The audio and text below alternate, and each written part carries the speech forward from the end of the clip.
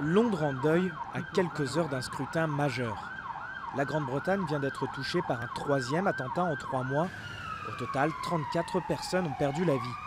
C'est dans ce contexte particulier que les Britanniques se préparent à se rendre aux urnes pour désigner leur futur Premier ministre.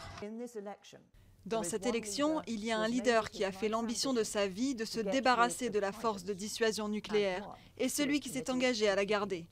Un leader qui s'est vanté de s'opposer à chaque loi antiterroriste et celui qui a été chargé de les faire adopter.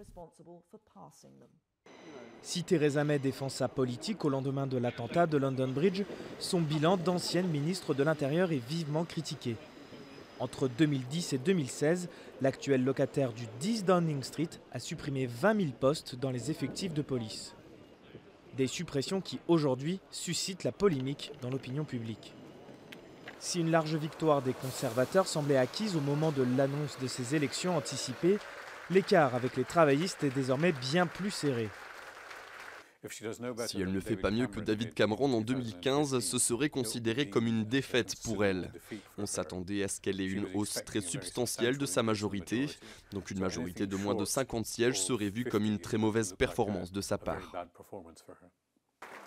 Avec ces législatives anticipées, Theresa May espérait un raz-de-marée conservateur pour aborder en force les négociations sur le Brexit.